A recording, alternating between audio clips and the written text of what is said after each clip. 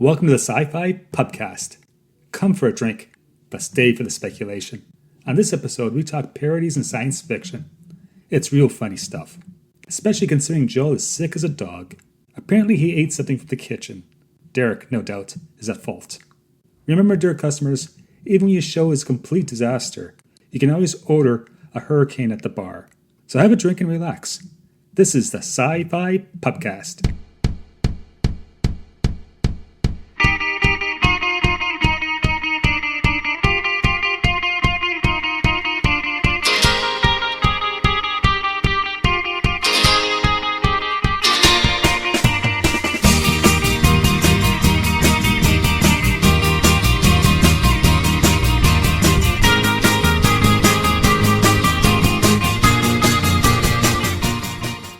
Welcome to the SciFi Pubcast. On today's episode, we're going to be quite funny. Really, we are, because we're talking about parodies and science fiction. That's no joke. Joining us on this episode are our two loyal staff members, Derek Beebe. Say hi, Derek. Hi. And, of course, Carrie Simpson. How you doing, Carrie? I'm doing good. How are you? I've been sick. I probably ate something back in the kitchen, and I actually had a fever like the last 2 days. Derek, what have I told you about poisoning the staff? It's not my fault if he eats the food that's here. I'm not sure what was, but man, I was I slept for 17 hours last night, and the fever broke in the middle of the night. That sounds lovely. I would love to sleep for 17 hours. Yes. So as you can tell, there's nothing better than getting off some serious illness and doing a podcast on comedy. So let's do this. I thought Joel would be fine because my understanding was that alcohol kills germs. So I figured he would be completely impervious to germs, no matter what he ate. Because he's always drinking? Yeah. Oh, that's a good point. I mean, Joel has to drink more, I guess. Hey, just because, I own this pubcast, this pub that exists in your imagination right now, at least until I retire, doesn't mean I'm an alcoholic. Right. Okay, maybe I'm a social. Well, you know what they say: if someone tells you they don't have a problem, then they don't have a problem. Or maybe they do have a problem. Right. Let's move on. They're lying to us? Or they're in denial. Carrie, you're so cynical. I've gotten cynical in my old age. Sorry. Yeah, I need a drink. Okay. All right. Moving on. Let's stay on focus. Stay on target. Parodies and science fiction. What do we mean by a parody? Pause. Bueller. Like Derek. dog paws? No. Oh, God. No. Well, luckily, I did some research before I got sick, and the Canadian Oxford Dictionary from Oxford University Press, 1998 edition, because it's a hard copy and it's a dictionary I owned, defines parody as follows. Are you guys ready? I'm ready. Let's go. Are you guys taking notes? Yes. Okay. A parody is a humorous, exaggerated imitation of an author, literary works, or style, especially for the purpose of ridicule. It's a thing done so badly that it seems to be an intentional mockery of what it should be, a travesty. Or it's a comic or satirical imitation of a person or an event, etc. So, I know most of the parodies we're talking about, I'll provide examples. There's not science fiction examples of parodies, and there's lots of non-science fiction examples of parodies. Mm-hmm. But ultimately, it's a combination of jokes and visual gags, especially visual gags, because that works best, of course, in movies and TV. Yes. So if a parody is a thing done so badly, it seems to be an intentional mockery. Does that mean I am a parody? Yes, it does. Sorry, go ahead, Joel. Derek is a walkie-talkie parody. We've discovered the problem. Let's move on. Yeah, but who is he making fun of? Himself? I have no bloody clue. That is the great mystery of the universe. Or one of the great mysteries of the universe. Oh, dear God.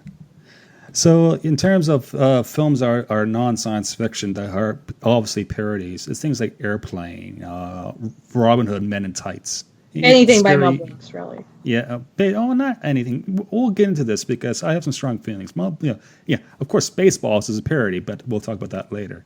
But things like the History of the World Part 2, no, Part 1. Part 1, yeah. History of the World Part 1 is a parody. Of what, history? Of history. Yeah. Yeah, maybe. Yeah. Of the Spanish Inquisition, of Jews in space. That didn't happen? The French Revolution. Yeah. The fall of the Roman Empire. It's good to be the king. You mean that didn't happen like that? Oh, dear God. I need to go back to school. No, yeah, you need to go back. Well, I mean, Blazing Saddles. Okay, yeah. Dracula, Dead and Loving It. Yeah, and yeah. Okay. Ooh, how would you bring up that one? It was fun. It was not his best work. No, I agree. It's not his best work, but it was still kind of fun. Wow. Right. I know other parodies like Scary Movie, Naked Gun, and all the sequels. Naked Gun, all the sequels, Loaded Weapon. Right. Yeah. Major League. That's a baseball one. I would consider that a parody. Not Another Teen Movie, stuff like that. Yeah, definitely. Yeah. I always remember the opening of that movie. What? Not Another Teen Movie? Not Another Teen Movie. I haven't seen. I have no desire to see it, so I'm a gentleman, so I won't tell you what happens in it. Thank you. Oh God. Sure. There's also things. Yeah. There's things like my personal favorite as a kid was Top Secret. Only because it really took the piss out of the whole Cold War Eastern European. Well, Spies Like Us kind of did that too. Yeah, but Spies Like Us and Stripes. Yeah, but they did it in an original comedic sense, whereas they didn't go with the visual gags as much. All right. That's why it is similar in the vein, but that's the whole conversation about what is a parody versus what's a comedy, and are they related? Well, there's also Hot Shots and Hot Shots Part 2, which is parodies of Top Gun and Iron Eagle and stuff like that. Right. Rambo. Yeah, there's Austin Powers. Yes. Your favorite movie, Carrie, right? So. No, very much not. I think Powers. The first one was okay. No, to me the first one was the one that was just all right, and it was the second one that was truly a cultural milestone. No. Little me, fat bastard. Get in my bed. If you insist, Eric. I haven't seen it in a while, but I think the original Casino Royale was kind of a parody too. Oh right, yeah. I don't even know if I've seen that, but that's what I've heard. Yeah. You're talking about the one that they made for TV back in the 60s? No, the one Peter Sellers. Yeah, the one with Peter Sellers and okay. Yeah, Basil Rathbone and stuff. Yeah. Oh yeah, there's so many of the James Bond parodies. Yeah. Yeah. Tons.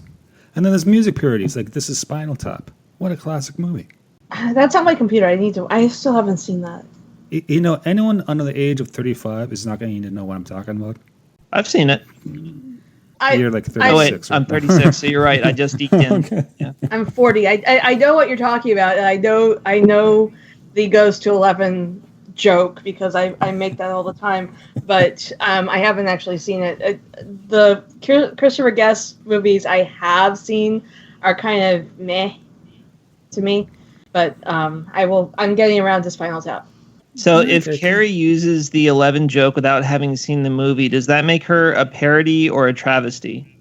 I've seen the clip of the amps go to 11, so I know what the joke is. But I mean, it's kind of like, for the longest time I thought I had actually seen Wrath of Khan, because all the clip shows show heavy in the 80s, showed heavy were heavy on the Wrath of Khan clips, and it wasn't until I actually sat down and watched it in like the late 90s that I realized I hadn't actually seen the full movie. So I've probably seen a lot of Spinal Tap without actually seeing them. But I know I haven't actually seen the full movie. So you're saying to me, Carrie, that Wrath of Khan, Star Trek Wrath of Khan, which is Star Trek number 2, gave you a bit of a, I don't know, airworm? Maybe. Okay. Maybe. Okay. But there were today definitely we're lots talking. and lots of clips of that on the clip shows that I've seen. So yeah. I blame But moving on. Khan. Everyone blames Khan. It's always Khan's fault. Right. But on today's episode, we're talking about parodies in science fiction. And I think the best way to start is, of course, bringing up probably the most prime example of a parody in science fiction, which is of course, Star Wars: The Phantom Menace. Oh, hold your tongue. Directed by George Lucas.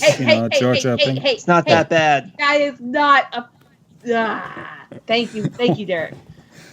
Do not make me send Tim after you with his Gungan army. Duel of the Fates, man. You mean it wasn't an intentional parody? What? No, it was not a parody. I don't know. Jar Jar Binks, Watto, Ian McGregor with his bad haircut. There may have been some unintentional racial parodies, but for the most part, it was straight.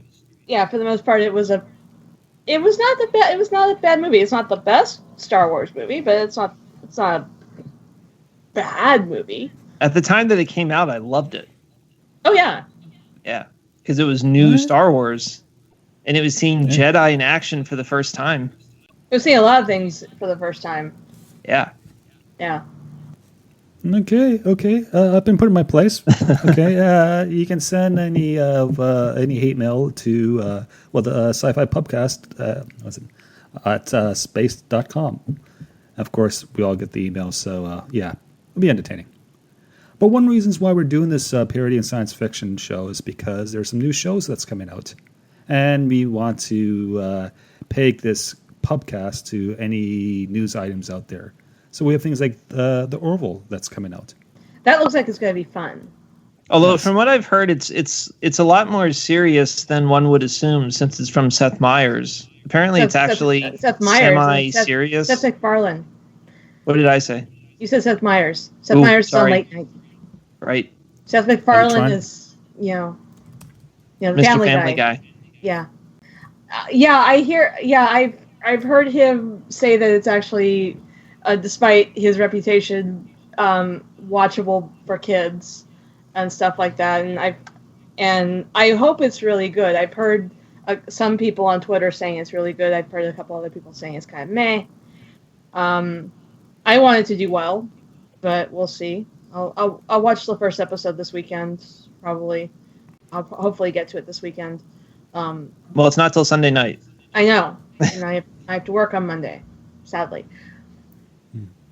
Well, just to explain the premise, it's a Star Trek parody. To really generalize it, and I'm not sure that's fair or not, but just by watching the trailer, it's somewhat obvious. And according to Wikipedia, the premise is the Orville is set on the titular USS Orville, ECV-197, a mid-level exploratory vessel 400 years in the future. And the first episode is written by Seth MacFarlane. And did you see who's directing the first episode? Is it John? Go ahead. No, I didn't know he's not directing the first episode? No, because his buddy of John Favreau. Oh, yeah, Iron Man, John Favreau. Yes, he's directing the pilot. Yes. Oh wow. Yes. I'm actually hoping they could get if this does well. I'm actually hoping they could get some of the Star Trek directors like Frakes or Neil. Burton or any of the guys, any of the people who have directed Star Trek. I'd love to see them get behind that, because it actually looks less like a parody and more like an homage to Star Trek, which I think we actually need more stuff like Star Trek on the air right now. So I'm really hoping this does well. Yeah, that's so money. I really miss the glory days of the late 90s when there was so much sci-fi TV on the air. Yeah. Multiple Star Treks, Farscape, others I'm blanking on. Babylon 5, my favorite show of all time, of course. Stargate, other things Carrie will say after me. Maybe. Maybe not. It's funny how we've kind of entered a golden age of television drama and comedy, yet we have so few sci-fi shows. I mean, we have The Expanse right now, which is great, but before The Expanse, what did we have? I mean, between Battlestar Galactica and The Expanse, what great sci-fi show is out there? And by sci-fi, I mean on starships, not like Lost or something like that. Not like Bound to Earth, like Defiance or anything like that. Yeah, right. Although I did like Defiance. I was sad when they canceled it. I think I saw most of the first season and it didn't really grab me. Oh, it was fun. It was fun. Well, there's always The Tick. I never got into The Tick. Oh, I love The Tick. It doesn't have a starship, but I watched the trailer this morning. It wasn't that bad. Yeah, I never got into It's The on Tick. Amazon Prime. Yeah, I never got into The Tick when it was on originally, and I'm not very interested in it right now. So, have fun. Good luck with that. The 90s Fox cartoon was very amusing, and the brief live-action version around 2000 starring Patrick Warburton, that was pretty funny as well, although it was obvious they had zero budget because they never actually did anything. They just sat around and talked. So it'll be interesting to see how this one is. What was that? You can do a lot with zero budget sometimes. Yeah. But of course, that one is a parody of superhero comic books, not... Yeah. But that's kind of sort of sci-fi. Yeah. I'm sure someone had a lab accident somewhere and got powers. Yeah. We are so going to do a show about what does science fiction actually means, because there's so many schools of thought about, is it going to be rigid? Is it just hardcore science? Or is it almost supernatural in its definition? Yes. And everything in between. All of the above, yes. So, moving on, of course, there's the Star Wars related parodies, The Phantom Menace. No. I thought we already sorry. settled that one. No. Right. Sorry. Momentary lapse. No. The one that you could argue for. What? The one that you could argue for is The Force Awakens, because in a way it is a parody of A New Hope. It does ape the structure of it. It does use a lot of the same structures, but no, it is not a parody of Star Wars. Don't make me come over there. Oh, no, don't get me wrong. I love The Force Awakens, but I definitely see how it's not terribly original. Yeah, I get that, but I wouldn't consider that a parody. Yeah, I know. If we're talking parodies of Star Wars, I go straight to Spaceballs. What about Thumb Wars? I've never actually seen Thumb Wars. It's on YouTube. I actually watched it. I pulled it. I pulled it up, but it was 20 minutes, and I was gonna run out of time. I did see Hardware Wars, which was painful to watch. We are going to talk about Hardware Wars. No. Yes. No, oh, yes, we are. Oh, that hurt. Yeah, I just watched it for the first time in my life just now, and that was bizarre.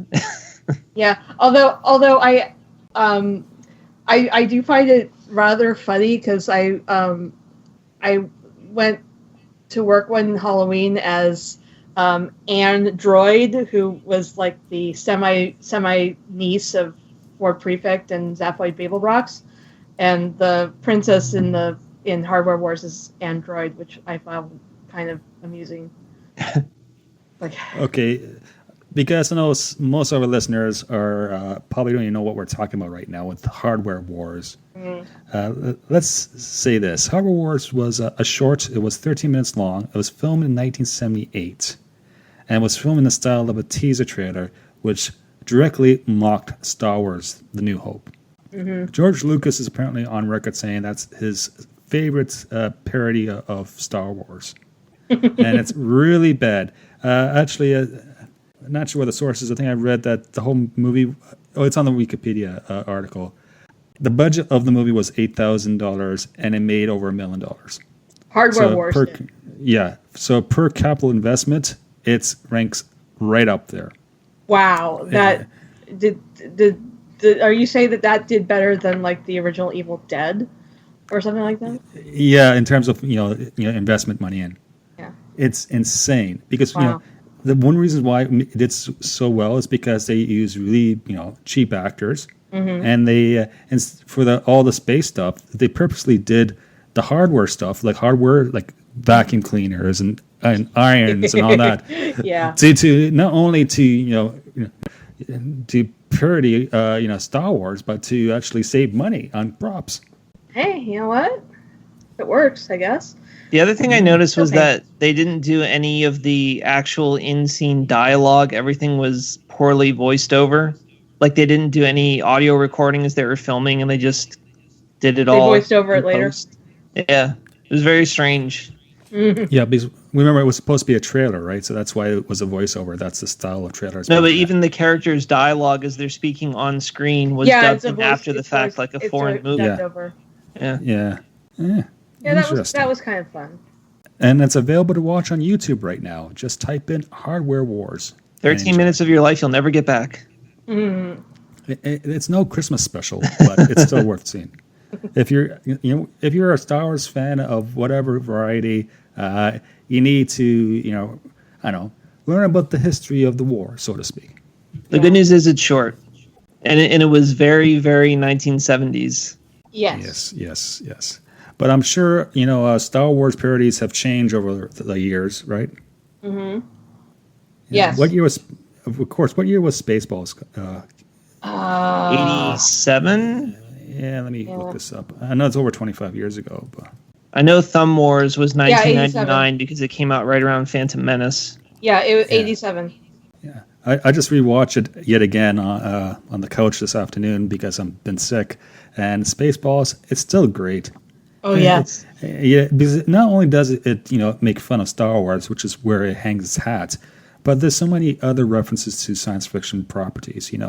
They made a couple of Star Trek jokes. They made, of course, they have the alien thing towards the end of the movie. That disturbed me forever. Like that is one of the reasons I have no desire to actually see the original Alien, is because that cafe scene, that diner scene, with freaked John me out. Hurts. Yeah. Yes, that alone freaked me out. I have no desire to see the original. I can't believe you've never seen Alien.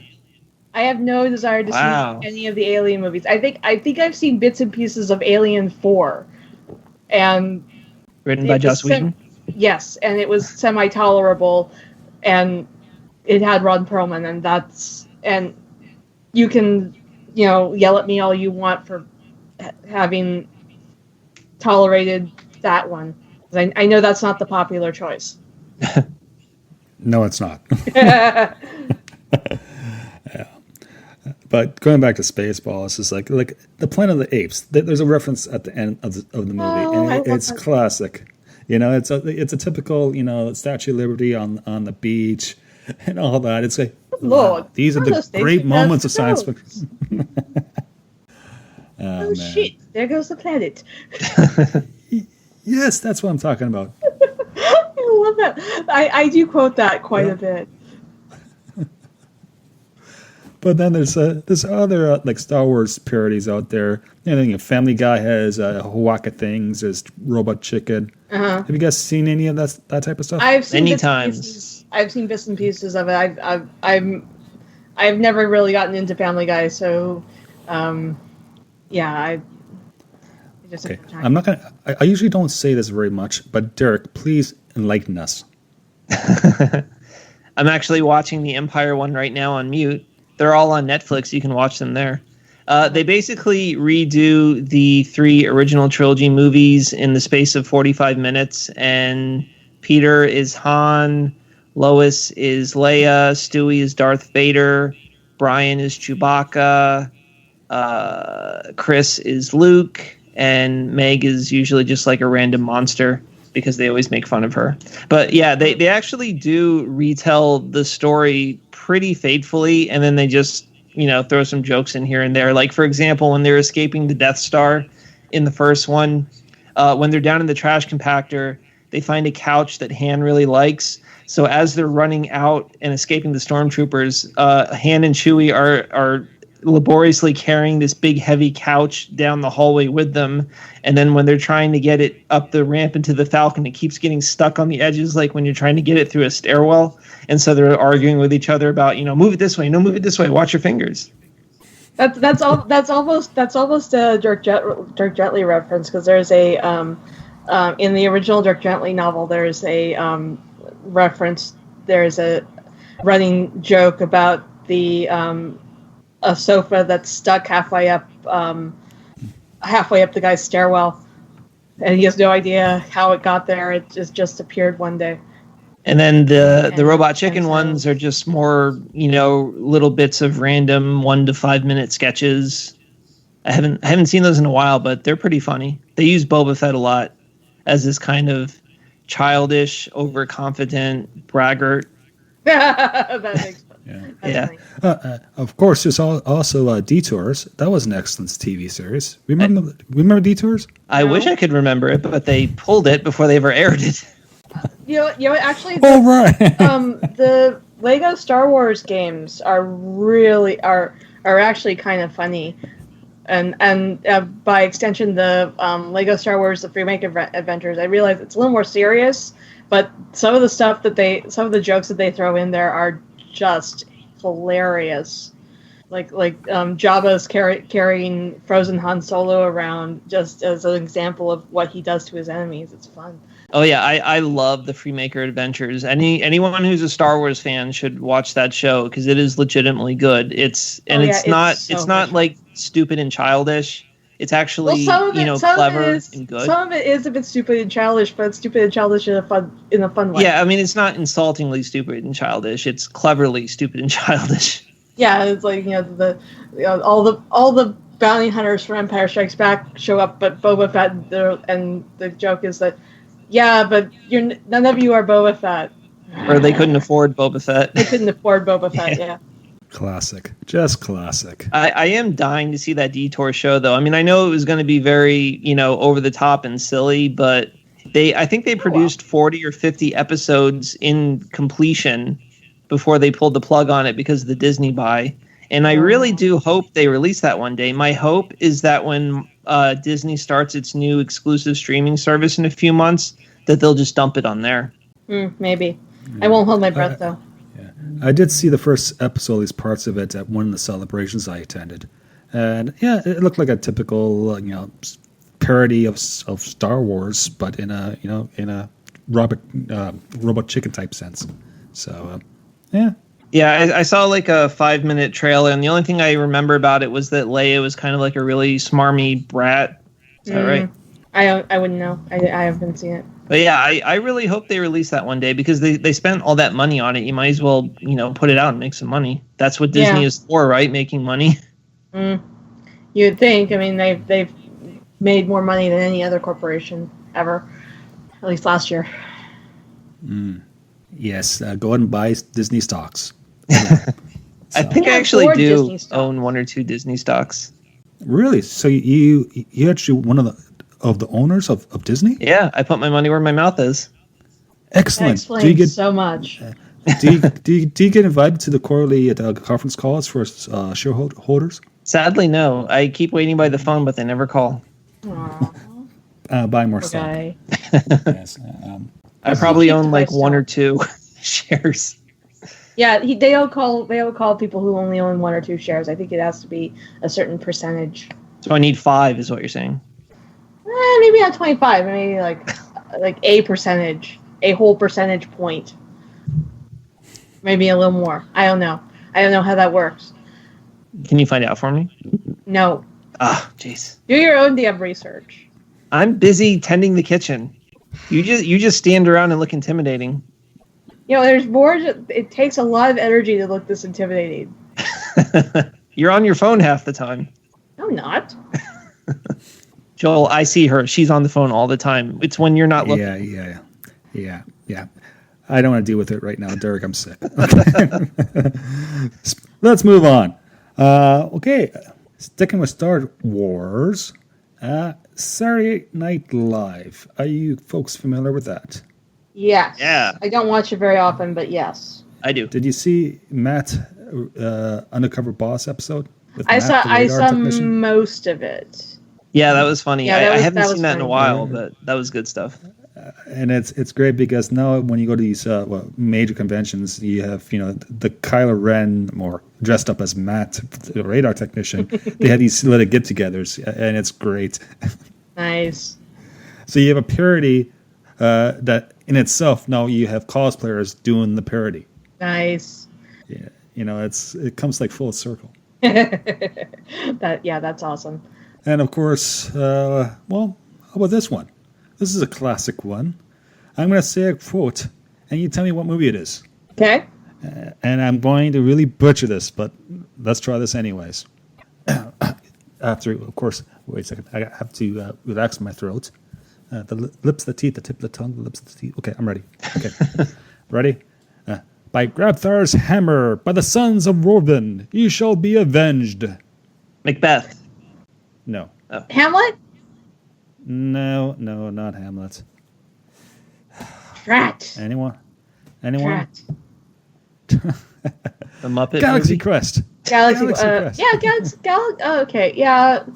I finally saw Galaxy Quest. It was fun, but kind of eh. You only just saw it? I saw it like 3 weeks ago. Wow. Yeah. It's been out for 20 years. I know. I know. It came out at a time when I wasn't able to watch a whole lot of movies, so I kind of fell through the cracks. When I finally saw it, and Alan Rickman was amazing as always. Tony Shalhoub was adorable. Sigourney Weaver was fabulous. I think a coworker of mine discussed it last week, and I'm just not a big Tim Allen fan. I think if it had been someone other than Tim Allen, it might have gone over a bit better with me, or if I had seen it back in the 90s. But yeah. I just love the fact that it's one of at the beginning of the movie where that this convention where no one wants to be there, and they're just fighting behind the scenes and all that, and going out to meet the fans. The fans are asking really stupid questions. Yeah, that's quite humorous. Yes, and by the end of the movie, they've all gotten a new appreciation for the fan base and what they've. That was actually kind of cool, but yeah, for the most part. I love that movie. I thought it was legitimately funny, but also at the same time a good legitimate sci-fi movie with good action scenes, especially the bit with the rock monster. I haven't seen it recently, but I remember that was so cool. Okay, yeah, the rock monster was pretty cool, but yeah. And I love the idea of these aliens just, picking up, the transmissions of the TV show and assuming they're real and actually building a working spaceship out of it and basing their whole culture around it. I thought that was a clever idea. Well, Derek, you've seen Crusade. A piece of the action, yes. Yeah. Oh, sorry. No, not you've seen Crusade, right? Yes. You remember the X-Files episode? Visitors from Down the Street. Yes. That was actually fun. I've seen enough X-Files to find that episode hilarious. I actually didn't like that episode, but to each their own. I don't know. I just thought it was painfully obvious the way they did it. I'm shocked that you didn't like that episode, Derek. Why? I love the X-Files and I love Babylon 5. I just thought it wasn't well made. I don't know. There was no subtlety to it. I mean, there was the guy was literally so everything has Scully and Cancer Man. There was no, That's what they picked. That's what they were watching. They were picking up radio waves from 200 years in the past. That's what they were watching. Right, but why would the Mulder and Scully characters be so precisely like Mulder and Scully? Because it's not like it was like, oh, I'm going to be Mulder and I'm going to be Scully. They were natural investigators who just happened to be exactly like them. And she even had red hair or red tentacles. I mean, the Cancer Man guy I can buy, but the Mulder and Scully characters, that's where it kind of broke for me. Well, they were imitating what they thought human FBI agents would be. But she had red tentacles. It's like that's just like a massive coincidence. Because like to me, a parody works when it's not. Wait, so I like redheads, but what's the name of that episode again? Visitors from Down the Street. I believe it is episode 12 as it aired. I don't know. It's like the second or third to last episode of the series. Yeah. Okay. Depending on the production versus aired order, which are completely different. It was one of the first. No, never mind. It wasn't. I'm trying to remember if it was one of the original 5 that they made or the 11 or 8. Oh no, I've watched it. Yeah. Yeah, it's been about 5 years for me, so. Cool. Yeah. What else is there, Joel? Let's see. Well, this is one of my personal favorites as a kid. Pigs in Space. Oh, the Muppet Show, Pigs in Space. My dad actually worked on that for a little bit. Really? Yeah. That's amazing. Because quite Yes. frankly, I know you say, you know, I have some childhood memories, not many because I forgot a lot of them, but Pigs in Space is definitely up there. And Pigs in going back to Space is one of my favorite Muppet Show segments. Yeah. You know, there's that, and there's like going back to Hardware Wars. I actually remember watching that as a kid. I think my dad had a VHS copy of it. So you get these. Yeah, I never saw parodies that that's as been a around Yeah, it's frightening, isn't it? Right? Like going back to Pigs in Space. My God, that was great. You know, I think most people don't realize that they did a Star Wars version of the Muppet Show where Mark Hamill was on. And C-3PO. Yeah, well, I mean, Mark Hamill was basically, I think he basically on the Dagobah set, and Kermit and Piggy came to visit because because Frank Oz was the voice of Piggy. Yeah, and there's that, but there's also, if you Google it or on YouTube it, put down Muppet Show Star Wars or Pigs in Space. One of the hits you'll get is actually Mark Hamill, and they actually, most of it looks like it's available. Nice. So you actually have an episode of Pigs in Space with Mark Hamill. Nice. I don't remember that episode. You gotta YouTube that. It's been so long since I've seen the Muppet Show. I've actually never seen that. Derek! Sorry. I do want to see any Star Wars things done on the Muppet Show, though. So yes, you gotta get on YouTube that. Yeah. Plus, there's the episode that Larry Nimoy did, which was amazing. I do vaguely remember Muppet Babies and them doing a Star Wars parody. Yes, they did do several Star Wars episodes on Muppet Babies, which were also fun, but not as good as the original Muppet Show. So they didn't make your dreams come true then? No, sadly not. That was the theme song, Joel, in case you didn't know. Yes, thanks. I got that. All right. How about other examples? I know this is kind of like a survey version of the Pubcast right now, but Red Dwarf. How about that? What's your feelings on Red Dwarf, Derek? I don't know if I'd really call it a parody because I mean, it's a sci-fi comedy, but if you're going to call it a parody, what exactly is it parodying? Like, which property is it? Because it doesn't really parody Star Wars or Star Trek or anything like that. It just happens to be a comedy on a spaceship. So just because it can be goofy does not make it into a parody? I don't know. Maybe this differs from the Oxford definition, but to my mind, a parody has to actually be making fun of something specifically. Otherwise, it's just a comedy. All right. Now, let me ask you this. Are they making fun of, say, the movies from the 1950s, the classic science fiction? Well, I mean, for a lot of times, it was just them sitting around on a spaceship bickering with each other. Yeah, I haven't watched many of the episodes, and the ones I've seen was years ago, but that's my memory of the show. I mean, on occasion, they would do a specific parody of something, like they had something called what's it called? A terror morph, something like that. That basically was an Alien ripoff. But I would say that the show in general and the premise of it wasn't really parodying anything in particular. It was just a sitcom that happened to be on a space station. Okay. It's a great show, though. Everyone should check it out if you can. I'll put that on my list. I mean, there's some bad episodes, but there's also some great ones as well.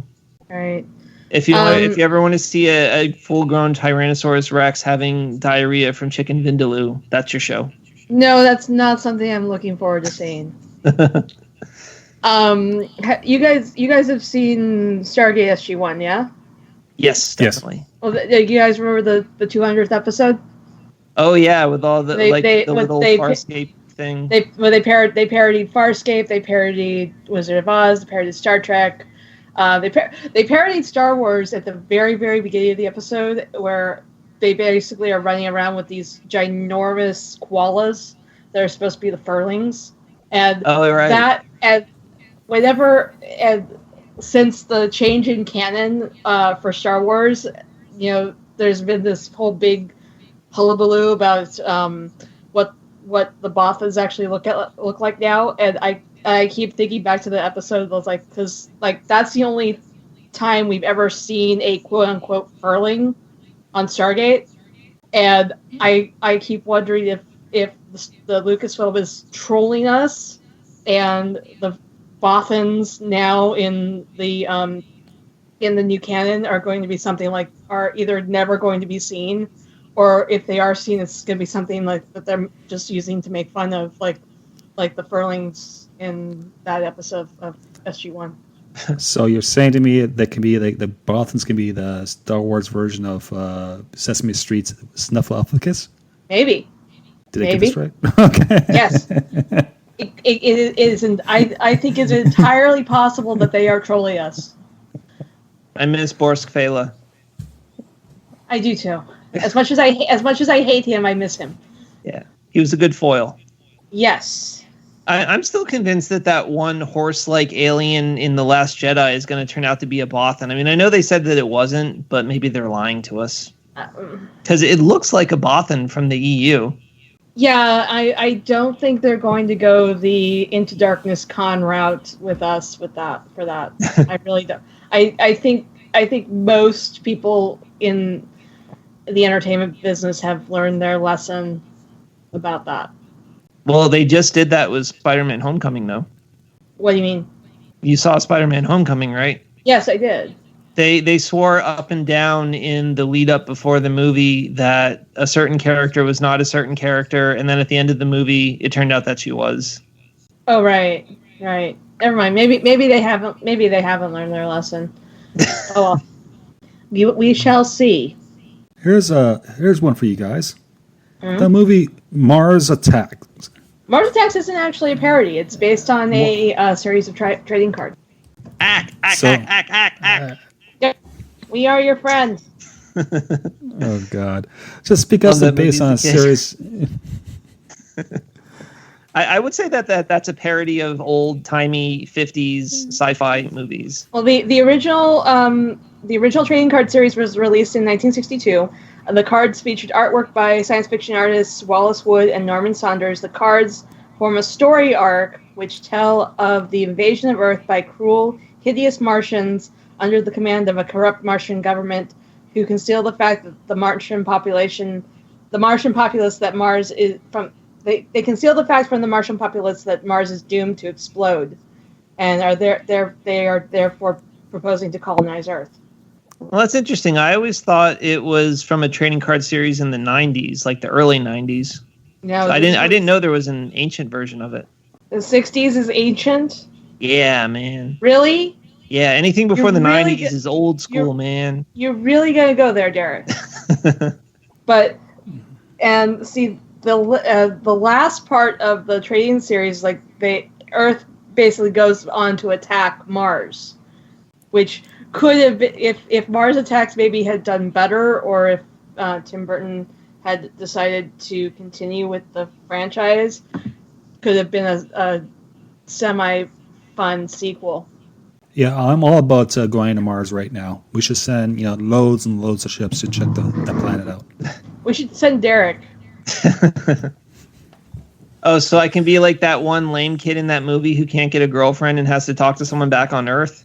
I didn't say it. So it's coming like your real life right now, Derek. I didn't say it. Well, in Mars Attacks, I didn't know Natalie Portman was in that. Yeah, she was the president's daughter, I think. Yes. Yeah. Oh, wow. And it's actually a very clever movie with very good special effects for that time, because it was 96 in the early days of CGI, but I thought the Martians actually looked really cool. The Martians were awesome. Yeah, and they were funny too. Yes, they were. Oh, wow. Well, can you guys think of any other parodies in science fiction or related to topics? Derek? In science fiction, no, but I do recommend a TV show that airs sporadically in the summers. It's called Angie Tribeca. It's on TBS, and it's a parody of cop shows like Police Squad. Well, I mean, it's not a parody of Police Squad, but it's in the vein of Police Squad. And it's actually really funny because they play it completely straight. but it's insane the things that happen in it. Like one of the cops is a dog, and the dog drives the car and shoots a gun and stuff, but everybody treats it like it's completely normal. No, that's just too silly. Too silly. No, but they play it straight. That's what's funny about it. They're all, deadly serious about it and the cases, but these, outrageous things happen. You did not get the Python reference. I'm sad. Oh, I'm sorry. Wait, what did you say? It's too silly. It's too silly. Oh, Can't do that. right. It's too silly. Gotcha. Hey, that's a parody. Monty Python and the Holy Grail. Monty Python and the Life of Brian. And Life of Brian. Yeah. Yeah. And most of Monty Python, really. And Life of Brian is sci-fi because it has that weird bit with the aliens and the spaceship in the middle of it. Yes. Maybe, yeah. I don't remember. I don't remember I that do part. remember. At one point, when Brian is running from the Romans, all of a sudden he bumps into these two aliens and he gets on a spaceship with them, and they have this, space chase with other spaceships, and then they crash back, and he's like back where he started. It's very clear they were heavily on drugs when they wrote that. I have to rewatch that part. I haven't. I don't remember that part. It's a complete non sequitur. It has nothing to do with the rest of the movie. It's just like 5 minutes of science fiction aliens for no reason. Which is completely in the vein of Python, yes. Yeah. Yes, I agree. They don't respect anything or any convention. Yeah. Moose bit my sister once. Oh, God. Oh, dear God. Well, this afternoon when I was trying to, my fever broke last night, and so I'm sitting on the couch and I'm trying to prepare for this show, in which I prepared poorly by the sounds of it. But checked out this one TV show that's on Netflix, The Norseman. It's a Norwegian comedy, which is basically spoofing Vikings. I didn't know that existed. I didn't either. I will have to check that out. Yeah, The Norseman. And I'm just reading the Wikipedia article. Yeah, it's been out for 2 years.